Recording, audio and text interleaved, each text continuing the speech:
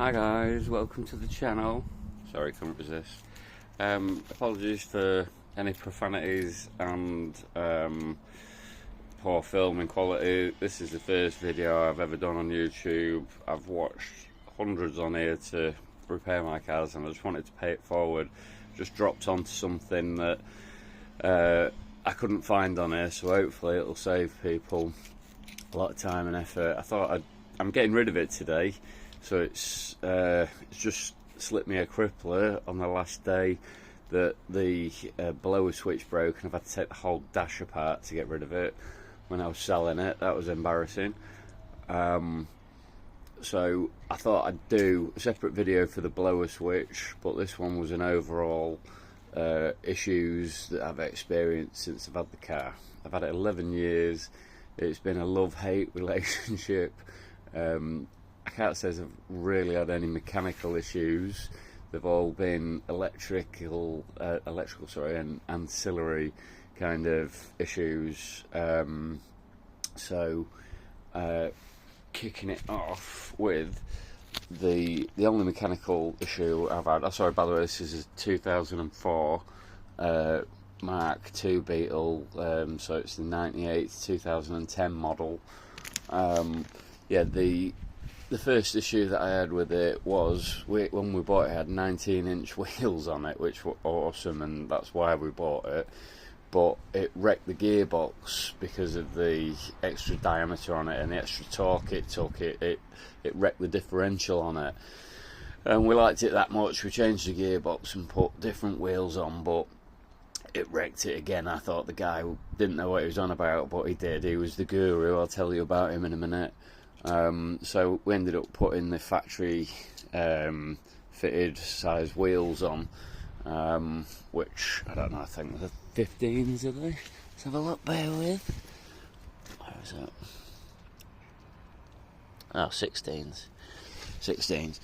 So yeah, do not put anything other than the factory fitted size wheels on.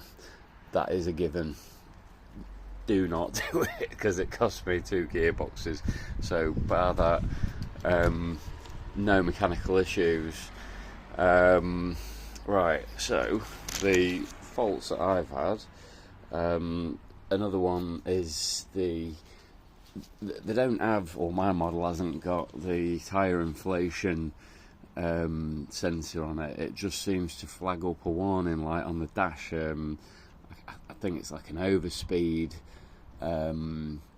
sign, a circle with an arrow on the end, and a caution light, amber caution light. So that whenever that came up, I learned that if I just pump the tyres up, that set it right. It just reset itself. So that was the first one. Second one was the airbag light coming on. That was caused because it's a cabriolet. You're moving the seats back and forward all the time, quite common on most cars when you've got 2 people sharing the car and the seats moving back and forward all the time. So that was just a question of wiggling the electrical fittings underneath, and I think on the passenger side I had to get that rewired, like a direct wiring, so it didn't do it anymore. What was next? As I said, it's mainly electrical issues, and the issues on that were the wire looms, the door wire looms. I'll just open her up. So in here, these have used to take that rubber protective sleeve off. There's all the wires in there. Obviously this is a 21-year-old car, and the plastic hardens and it doesn't allow any kind of flexibility or movement, so then it just breaks the wires down inside, and you've got all these door functions and the drop down on the window because it's a convertible, and the wing mirror and heated and electrical. Yeah, so basically those wire looms, easy to do. Just take the door panel off, pop this trim off. There's 2 screws in here, some torque screws at the bottom that run along there, and then you just pry it off and then lift it up. It sits on a lip there. Pop it off and you can get to all the functions like the window regulator and the speakers and everything. So yeah, door looms, that was the big electrical one. Then what's next? So the door lock actuators.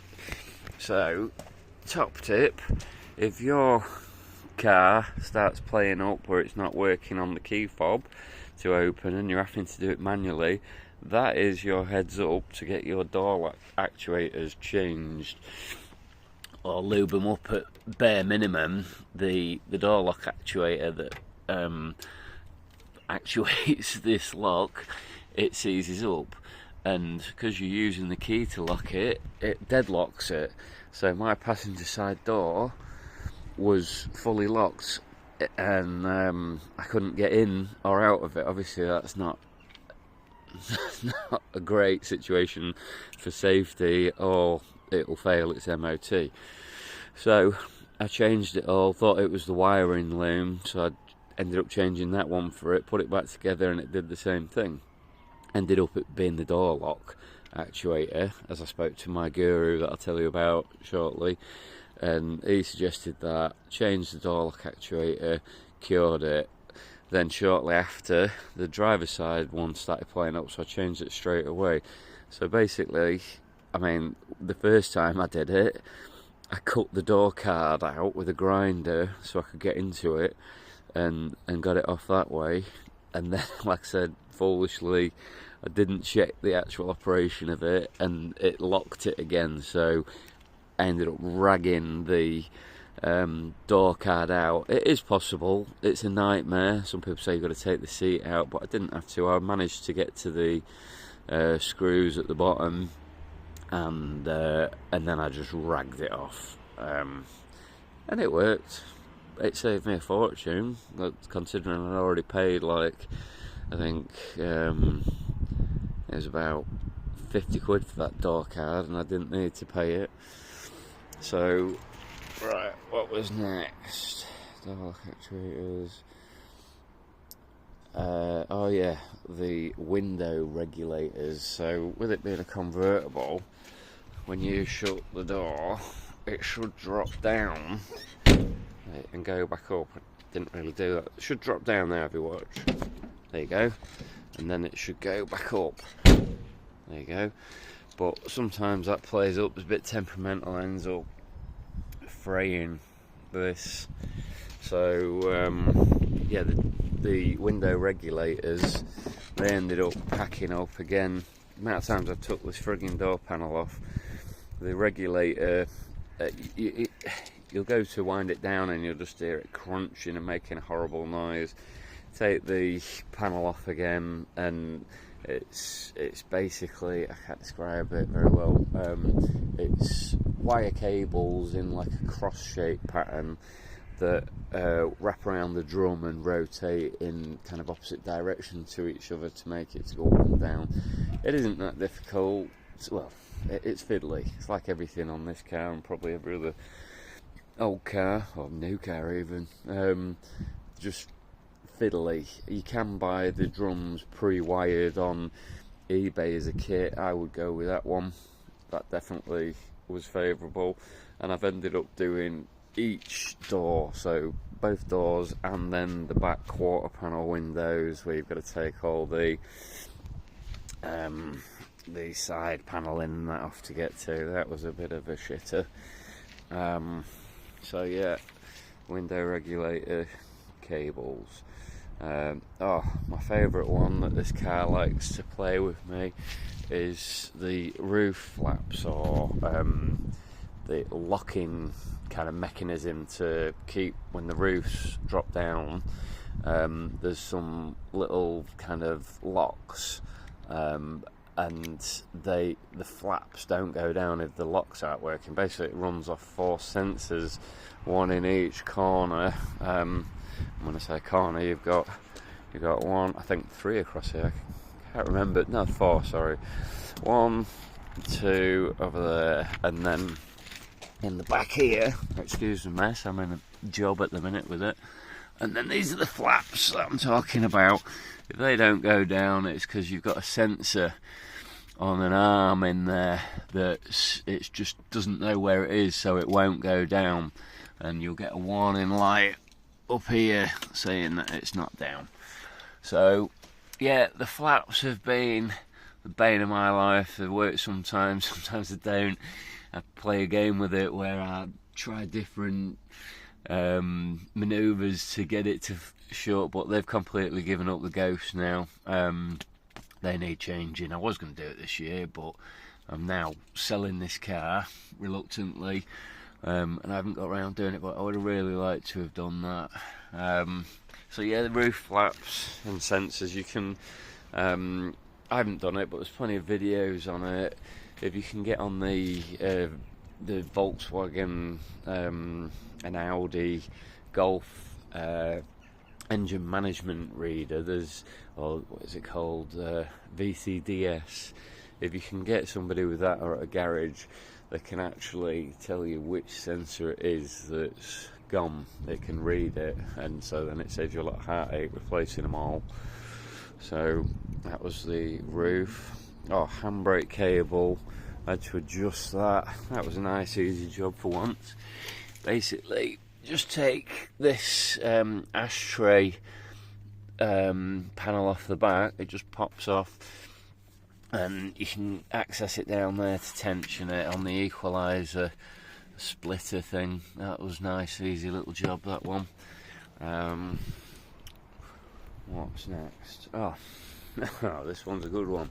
So if you're ever going to do your brakes, no matter how simple a job you think it's going to be, I would suggest, and I've learnt this the hard way now, you should lube your bleed nipples up a couple of days beforehand, maybe even put a bit of heat on them. Don't force them. The bleed nipples seize up. They're just, I don't know, what's it called, like a disproportionate metal that they use, alloy and steel, and it just bonds and seizes up, and once them bleed nipples are, well, stripped, you are fucked. Ended up costing me a new set of calipers. So I thought, right, okay, I'll get them stuck on, not a problem.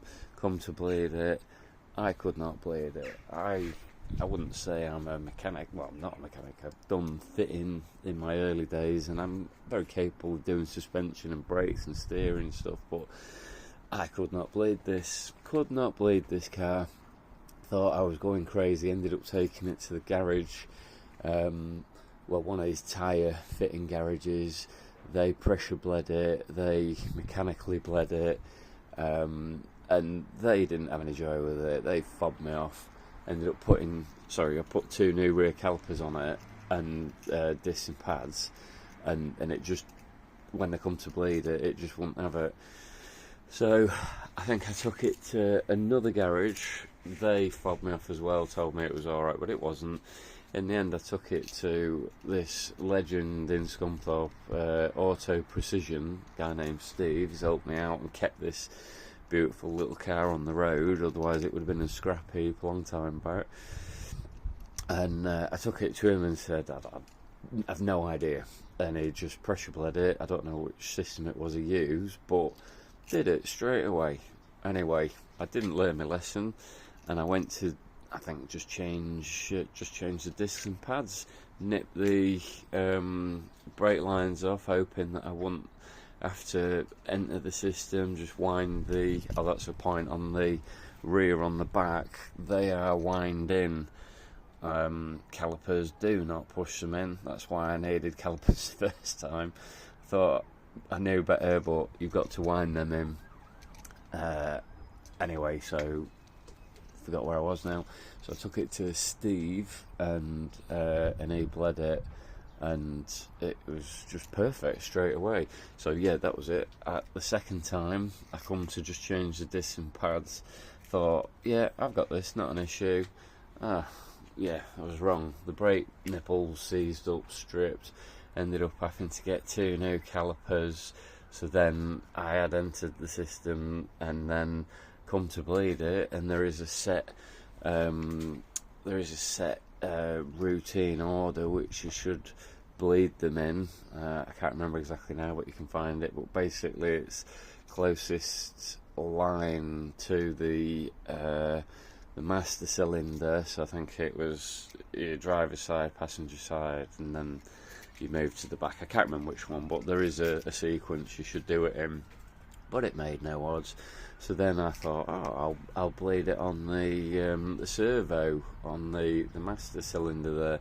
Did that, got loads of air out. Thought, crack this. No, put it on a VCDS computer thing. Bled it via the computer, and it still wouldn't have it. So took it back to Steve again. And it was just like, there was no issue. I said to him, what do you do that's different? He says, I just put it on a pressure bleeder. But just your average pressure bleeding kit from your car supplies places, they're just not up to scratch. There's not enough pressure in them. So yeah, that's another lesson learnt. What's next? Oh yes, well, I'll tell you about that in a minute. Just quickly do this one before we go into the car. The sills on these cars are just basically, it's just a tube that's tacked on, spot welded to it, and they get a lot of hammer.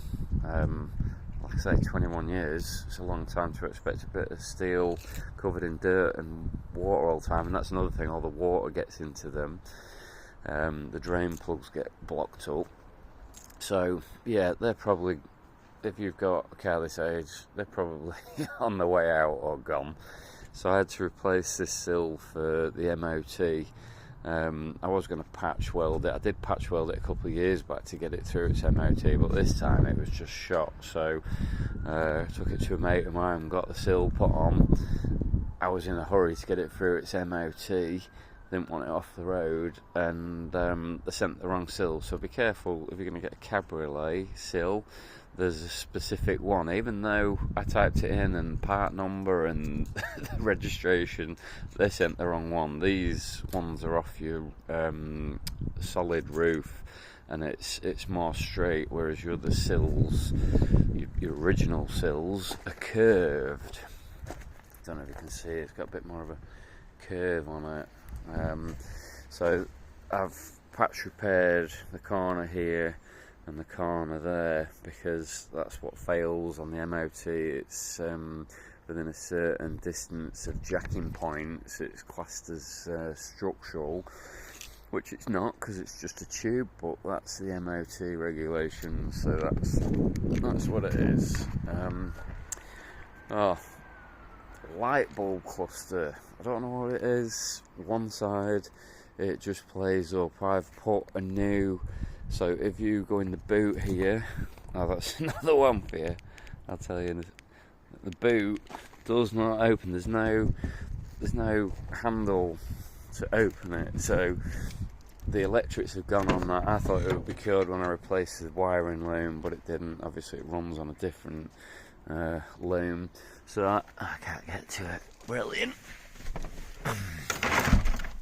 So this is the workaround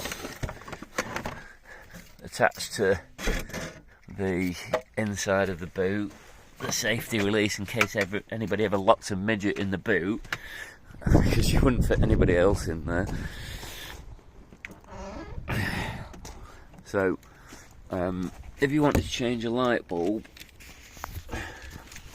you want to be in, can't see very well, take this flap off, it's missing at the minute, and there's like a screw.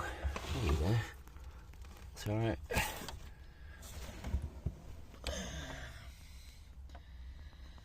Sorry, this is bad. But basically there's like a little screw you can undo by hand.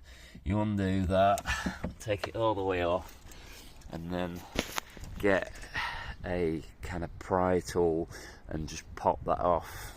I can't remember now, but there's two, I think it's at the bottom, there's two kind of locating lugs where you slot it in first and then pop it back into a kind of female clip at the top. So that's for changing your bulbs, but I have it regular where it's just loose. There's a loose connection, so I give it a bang and the brake light starts working again. It's not the bulb, it's the actual unit. So I replaced the unit, worked fine. About 2 years later, started playing up again. I haven't bottomed that issue. There's obviously something in the wiring to it, but well, no, thinking about it now because anyway, by the by, I've not bottomed it. Another thing that's beat me. So I think that was, and then just one last issue. Oh, the sill. No, not the sill, sorry. The blower. So as you can see in my collection of trims, I've had a lot of fun last night. I've took the whole dash apart and all the blowers and the radio and the control switches. So the issue was I was just about to sell it, and the customer, well, not customer, the person I was selling it to, private sale, he came, we got in the car, it was frozen, and I put it onto window demist and it just crunched the switch here. The directional blower switch was crunching, and I thought it was maybe just the splines that the plastic switch locates into, but it wasn't. It was, it turned out, after a lot of stripping down, you see these, I never had anything to do with the blowers before, but these control rods, they slide in and out the guides, and there's plenty of videos, well, there's plenty of videos on the other switches, but more to do with the aircon, but these can seize inside the cable, the runner cable, which I didn't think it was. Like I said, I thought it was a spline because it was crunching, so I stripped all this lot out, and I didn't need to. Basically, just needed to be down here. Sorry, where are we? Can you see? There we go. So there's an arm there, and it the other end of that rod attaches to the arm. Let's see if I can operate it. No, I've not connected it down the bottom, but basically that arm has a gear wheel on it, and it turns that gear that you can see to the right. I can't show you right now. So that arm moves, and it's got a gear section on it, and it turns this bit like a differential, I suppose, and it turns that, and that switches the flaps to direct the air to where you want to go. So I'm going to cover this in a bit more depth on my next video, but what I've done here, because I was following other videos, but like I say, it didn't cover it. Basically, I didn't need to do any of that. I mean, at least I've ruled everything out, done it methodically, but all I needed to do was take the panel here, well, the ashtray bit out, and the lighter, the panel in front of that, a couple of screws, 5 minutes, pop it out, got access to it, and it just needed a squirt of WD-40 on it, and that was it. Couldn't believe it. I must have spent 4 hours stripping this out, and maybe an hour or two watching YouTube videos. You don't need to touch any of that. That's the window vent unit, and I've seen on other videos to do with the aircon. I didn't really watch it all the way through because it wasn't relevant to me, but this blower for the front two front facing blowers, the guy took this out, and then behind that there's a panel, and it's just like a moulding, you can see here, and he cut through that and got access to it there, but that might have been on a different model. It was more to do with the aircon, but yeah, I didn't need to do any of this, so save yourself a lot of time and effort. If you've got any questions, or if I've missed anything out, or suggestions to some of the things that I didn't bottom, it would be interesting to know, the feedback. And yeah, I'm going to miss this car. We got this Audi A5, but I think we're probably going to get the next new shape Beetle, because we've loved this car this much. But it's just time to... I've inherited another car. I've got 4 cars now. There's only 2 people that drive, so I'm getting rid of this car reluctantly, because the tax on it's so expensive. It's something like £31 a month. It's like £350 for the year for a 1.6 petrol. Just crazy. Oh, so the last thing, sorry, this video's dragging on. The last thing I wanted to tell you was my not connections, but the people who I've used have been very instrumental in helping me keep this beast on the road. There's a guy, this is in England obviously, who breaks and sells Beetle parts. He specialises in Beetles, that's all he does. He's based down in Rugby. He's called Neil, and what he doesn't know about Beetles isn't worth knowing. He's not just like a parts distributor. I think he does repairs. Don't know if he still does or not, but when I spoke to him a couple of years back, he does repairs, and you can take your car down to him and he'll fit stuff for you.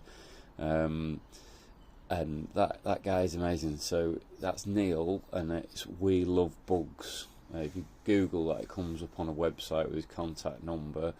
And then he's also on eBay.